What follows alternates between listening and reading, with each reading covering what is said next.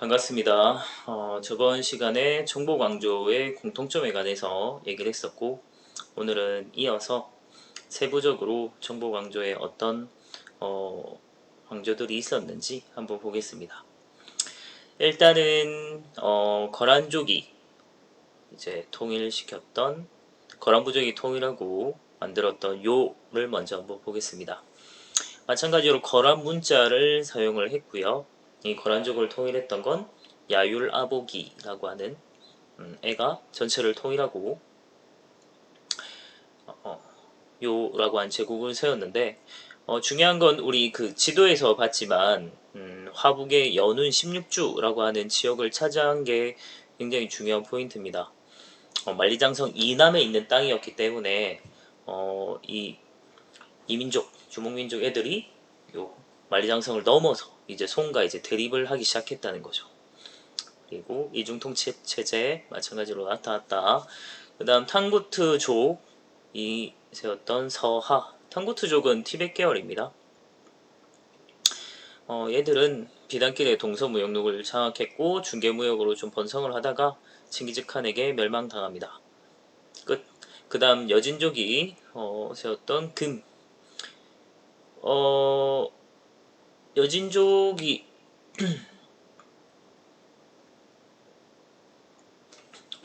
갑자기 목이. 자, 여진족이 이제 세웠던 이 금 같은 경우는 처음엔 이제 아구다라고 하는 애가 부족을 통일했죠. 그래서 송을 남쪽으로 몰아내고 화국을 차지한 다음에 이제 이때부터 이제 남송이 되는 거죠. 그리고 여진 문자 이중통치 체제 이렇게 사용했습니다.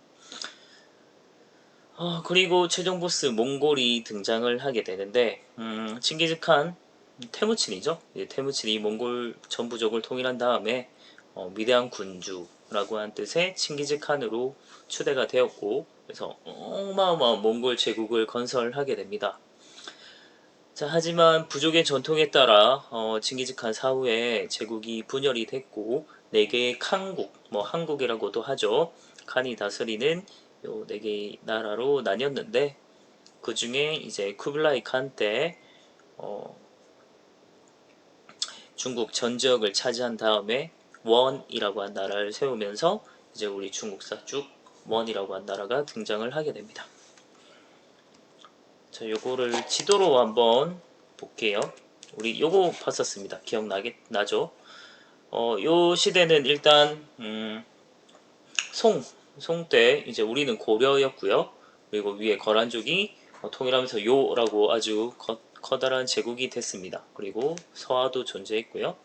그리고 그 동쪽에서 처음에 이제 요가 이제 막 다른 나머지 애들을 압박을 하기 시작했는데, 마침 동쪽에서 새롭게 이제 여진이 부족을 통일하고 금으로 성장을 하고 있던 시기였습니다.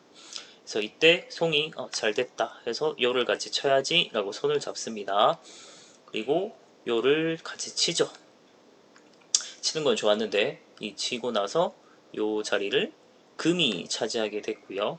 금이 다시 나머지 애들을 또 압박을 해서 특히 송을 이제 몰아내고 이제 남송으로 쫓아낸 거죠. 강남으로 다시 쫓겨 내려갑니다. 그래서 금이 하북 지역을 차지하게 됐고요. 자, 그 와중에 이제 또 새롭게 몽골이 이제 성장을 하면서 다가오고 있었습니다. 그래서 서하를 먹은 다음에 다가왔고요. 그래서 남송이 이번에는 몽골 이제 힘을 빌어서 금을 쳐야겠다 생각을 했죠. 그래서 손을 잡고 금을 칩니다. 근데 금을 친 다음에 몽골이 당연히 그 땅을 차지했고요. 그 다음 몽골이 이번에는 아예 남송까지 치게 되죠. 그래서 다 먹고 원이라고 한 나라를 세우게 됩니다. 그리고 고려도 쳐들어왔죠. 그리고 이제 원나라 한번 볼게요. 대도 베이징으로 이제 전도를 해서 원이라고 한 나라를 건설했고, 남송도 정복을 했고요. 문화는 안 보니까 넘어가고, 우리가 중요한 건 원의 이 통치 방식이라고 얘기를 했는데, 요거 이제 몽골 제일주의 정책이라고 얘기를 했죠. 전체 워낙 제국이 넓으니까 전체 인구의 1.5%밖에 안 됩니다. 몽골인은. 그래서 몽골인이 아주 소수인데도 불구하고 전체를 지배하는 이런 형태로 이루어져 있고요. 그 아래 이제 생목인, 눈 색깔이 다른 애들이라고 했죠. 그래서 눈목자, 뭐 주로 이제 이슬람 애들이라고 보면 되겠고, 그 외에 뭐 일부 유럽 애들 이런 애들도 있습니다. 그 다음 세 번째 한인이 이제 여진, 거란 이런 애들, 정벌 당했던 애들, 고려 그리고 금 지배 아래 있던 한족, 그러니까 하북 지역의 이제 한족들이 해당이 됐다면 끝까지 버텼던 남송 애들, 남송 아래에 있던 한족 같은 경우는 이제 남인으로 해서 가장 멸시받고 가장 천대받는 그런 신분으로 이렇게 구성이 되어 있습니다. 그러니까 이게 엄청나게 민족을 차별하는 차별 대우하는 형태로 이루어졌는데 그 기준이 대외 정복에 협력한 정도에 따라로 나눴던 거예요. 그래서 생목이는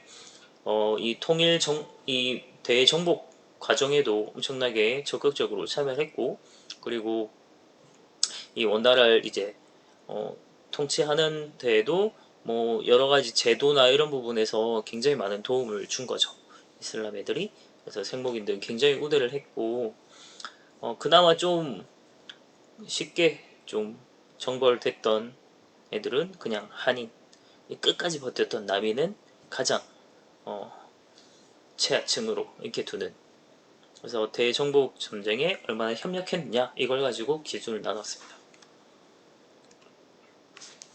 자, 그 다음에 몽골 제국이 워낙 유라시아 전체를 거의 먹었기 때문에 이 유라시아 전체를 이어주는 대규모 육상교통로가 완성이 됐고, 이 육상교통로를 중간중간 요지마다 연결시켜줬던 것이 바로 역참이라고 했죠. 그래서 요거는 기차역이라고 생각하면 된다고요. 그래서 여기는 말이랑 이렇게 숙식 이런 걸 같이 제공해주는 이런 형태입니다. 그래서 여기는 관리나 군대 이런 애들이 주로 이제 사용이 됐겠고, 그리고 상인들도 얼마든지 사용할 수 있도록 했습니다. 그리고 여기 역참을 따라 이제 서양 선교사들이 왕래를 하게 되면서 당시 이제 원나라의 이제 수도에는 베이징이죠. 그래서 대도라고 하는데 거기에는 정말 그냥 온갖 세계 종교들이 다 들어와 있었습니다. 그러니까 우리가 생각하는 것보다 원이라고 한 나라는 문화적으로 굉장히 뛰어났었고, 거기에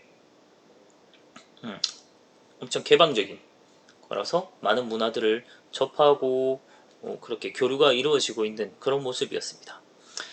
자, 바닷길도 엄청나게 정비가 됩니다. 대우나 정비가 되면서 세계적인 무역항으로 항저우, 치안저우 이런 데들이 번영을 했고, 여기 따라 이제 인도양에서 쭉 따라서 저기 베네치아 이런 데까지도 연결이 돼요.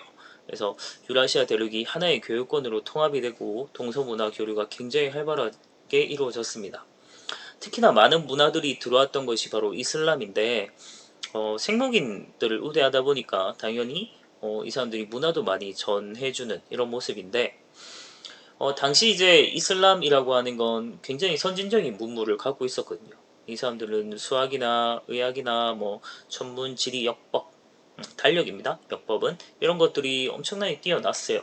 그러니까 일찍이 이제 상인 활동을 많이 하다 보니까 계산하는 거, 그리고 사람 고치는 거, 뭐 다니면서 길 보려면 천문이나 지리 이런 것도 굉장히 중요하거든요. 달력 이런 것도 상인한테 이 시간 약속을 지키는 게 굉장히 중요하죠. 날짜 약속. 그래서 이런 것들이 다 발달했는데 그걸 이제 뛰어난 걸 받아들여서 원도 엄청나게 발달되고 있었다라는 겁니다. 그리고 이때 이미 선교사들이 들어와서 가톨릭 교회가 설립이 됐고 포교 활동이 막 이루어지는 이런 모습이 나타나요. 그래서 어마어마하죠. 여기 쭉 이어서 보면 대도부터 시작해서 쭉 인도 지나가는 거, 반도 지나가는 거 보이고요.